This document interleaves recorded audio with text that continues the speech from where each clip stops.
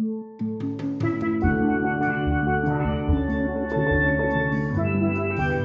is a piece where we are going to first start with the background.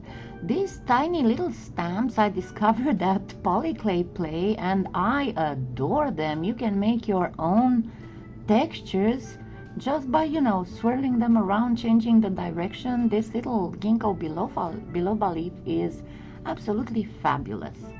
So I have there some white pearl that's on the thickest setting, and you saw I just poked a lot of little biloba leaves in there, and I'm going to shave it to get a mica shift. That's going to be so cute and precious.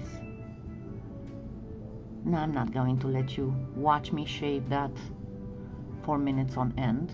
It's just to show you pretty much how it's done. And then of course you use your roller to get rid of any unevenness.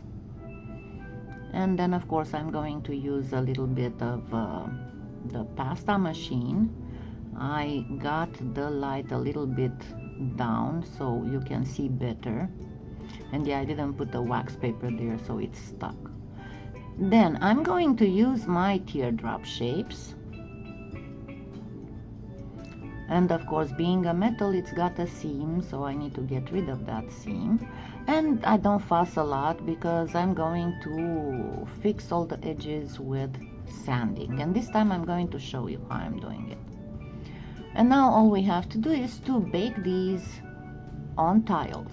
So tile, piece of paper, piece that you're baking, cover with piece of paper, cover with tile, and bake for 10-15 minutes. It's pretty much a pre-bake at this point. Just make sure that they are still nice and flat after you place them there. Yeah, that's Seamus. Of course, he has to do something. Now, let's do the front. I'm going first to cut a slice of a larger cane of frangipani for each of the earrings, and then smaller slices to just create a little bit of a design. Now, I'm doing this because I got a lot of requests to make more pieces with the frangipani cane. And also I got a lot of requests to show you how to make some pieces that can be done, more than one, fairly easy, from ladies who vend at venues and want to have something more, unique, even if they have several pieces of the same or similar kind. This design, you can use it with any kind of veneer. You don't have to use it with this specific cane. You can use it with other canes, you can use it with mokumegane, with mica shift, you name it. If you use it with canes, with the slices, again, I have to impress on you the fact that the burnishing is supremely important. You have to burnish them to the point that you don't feel any kind of unevenness. Now here I have silver and white pearl in equal amounts, and I'm just pressing my comb to make a interesting mica shift. I didn't know at the time if it would hold after I put it in the earring, and actually it didn't hold. So let's consider this just me showing you how you can get some cool mica shift using a comb. Why not? It's a free tip. And of course I'm burnishing it a little bit more, but it looks really cool. Unfortunately, the space I left was way too small, too narrow, so the mica shift didn't carry over, but you can use it in other things, Sorry for seeing my hair and part of my cheek, but sometimes I have to do that. Let me try and focus better, see? Now I'm going to cut shapes from the veneer using the same cutter, of course. And then I'm going to place some bacon bond on the back of the backings, and then arrange the veneer And here you have to be very careful only on one thing, not to allow any air be trapped in there. And yes, you place the whole veneer. You need to have it placed nicely, and I suggest you leave it be for like 5 minutes after you place it before going to the next step. Now I chose to do the edging, the colorful edging with a round shape. Of course you can use a flat straight line just with your blade, but I thought that because it's a teardrop, round shape would be nicer. See, I got my largest of the round cutters, and I'm going to cut just exactly like that. I'm taking the tip as point of reference to make sure that I'll make the cut identical, mirrored, identical on the other earring. And then simply remove the part that's on the edge.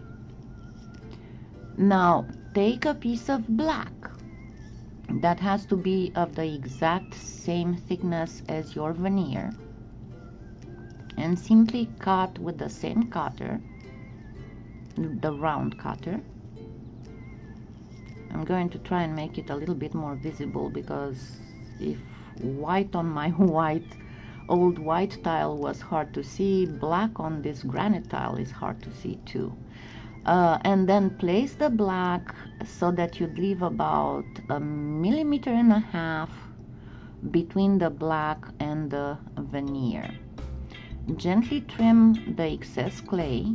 It might slide around a little bit, but you can just put it back in place.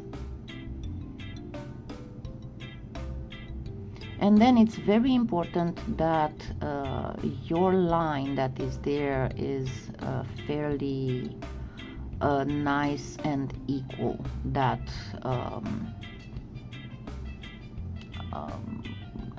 what's that? It's not a dip, it's a crevice. I know, I just cannot remember the word. I'm sorry, chemo brain hidden. But anyway, you shall see here in a second. So you need to leave that empty space between your veneer and the black. Now, why black? I have said this many times, and many people who have asked my advice on how to combine colors. And I always say, whenever you're in doubt, when you're making something that you want to be nice and classy and elegant, whenever you're in doubt, use black or white or both. Black combined with a metallic will also always give a flair of elegance. Now I baked them after I placed the black, and now comes the nice part, because the hardest part when doing something like this is to keep your line even. So all I do is to place some bake and bond in that crevice, and then I cut strips from my silver and white pearl mica shift that will not stay a mica shift. And watch this. Simply place it on top. See, I did bend it a little bit. I was hoping the mica shift will carry on, but unfortunately it did not. Oh well, it's still pretty. So make sure that it's well set in place,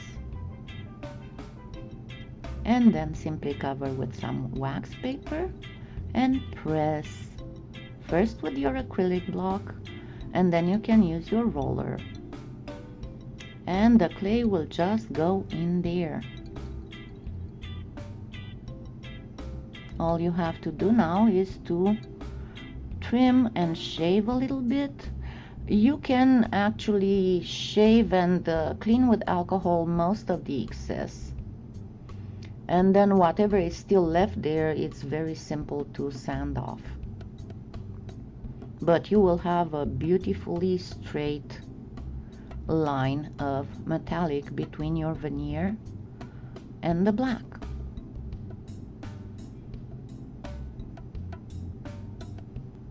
And as you sand, and I'll show you exactly how to sand so you can get a perfectly beautifully smooth face of the earring.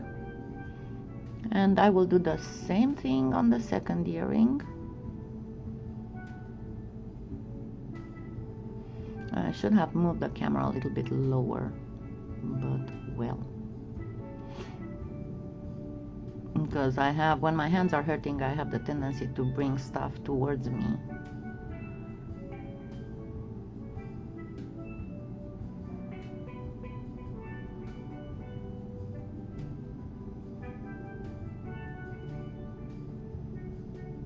So as I said, you might not be able to shave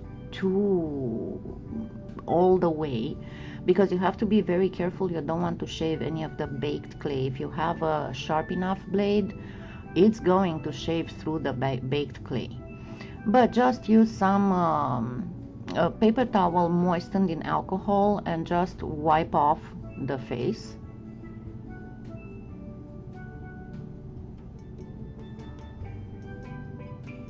Sorry for that. I promise that in the next sequences, scenes, it will be better positioned. I promise you.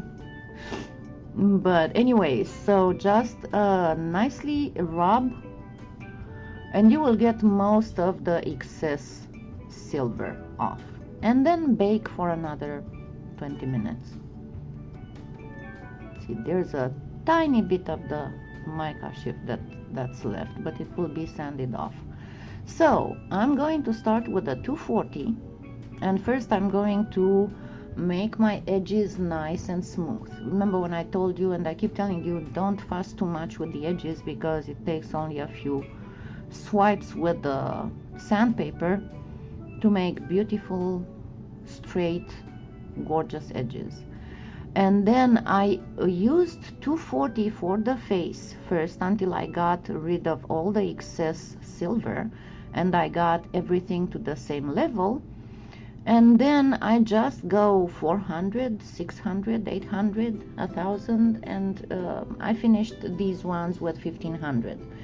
Don't forget to go on the edges. You don't have to go that high. You can go just to like 600. But don't forget to do the back as well, because it's going to be beautiful. So once you get everything nicely sanded, and see how it looks, that line looks better and better and better, and more and more and more refined.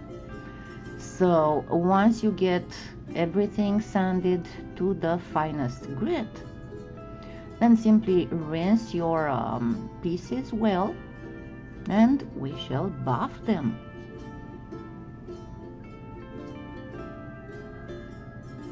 That's pretty, isn't it? As I said, I'm buffing them with the flex shaft and those fine wool buffing wheels that make such an absolutely fabulous shine.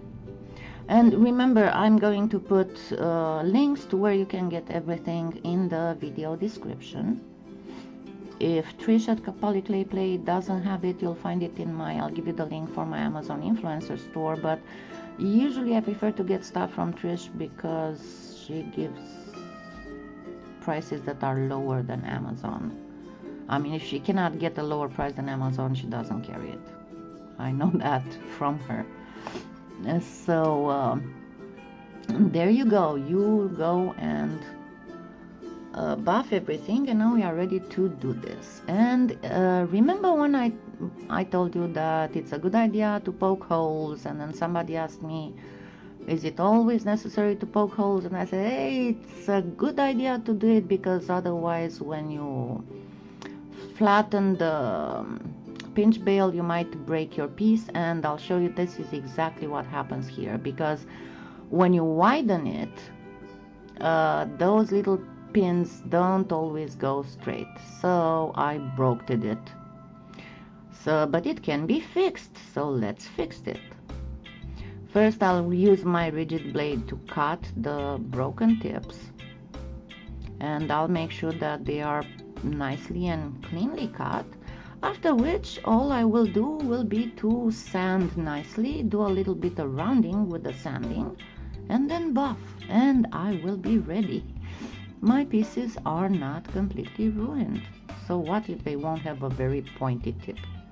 But this time I am poking holes. I am not going to go with the pinch bails again without holes. So yeah, as I said, you don't have to poke the hole all the way through, just to make sure that that pin of the pinch bail goes all the way through. Then after placing the pinch bail, I know these will look a little bit longer, but I made them a little bit longer on purpose. And as I said, you don't have to make them exactly like this. You don't have to use this exact cutter. There's a lot of stuff that you can do with them, but I made them shoulder huggers because that is the fashion this year. Very long earrings. So I am going to place actually a little onyx bead, and I thought I tried and white, yellow or silver did not make such a nice effect as a black bead did. So I'm first going to make a wrapped loop connecting to the pinch bail and make sure that the end of it does not stick out. So I'm cutting the excess, after which I'm going to use my pliers to tuck that in very well.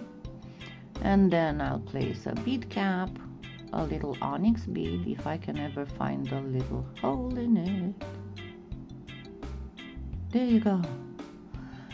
And then another bead cap. And here you have to be very, very careful when you make the second loop, because you need to align it with the other loop if you want your earring to stay in that direction that is required for it to stay. So first get your point, just bend the wire so you know how to do the loop. Then make the loop, attach the earring. Here again, very careful how you attach the hook, because it needs to face in a specific way. Don't attach the ear wire backwards. And then make a second wrapped loop. And as for the first one, you have to make sure that you don't have any end of wire sticking out. So after you cut the excess, use your pliers to tuck the end tightly around the wire in the center. And there you go. Pretty frangipani earrings that you can make with anything else, and you can make more the same or of different kinds. You can make them shorter, you can make them different shapes. But there you go. Happy claying!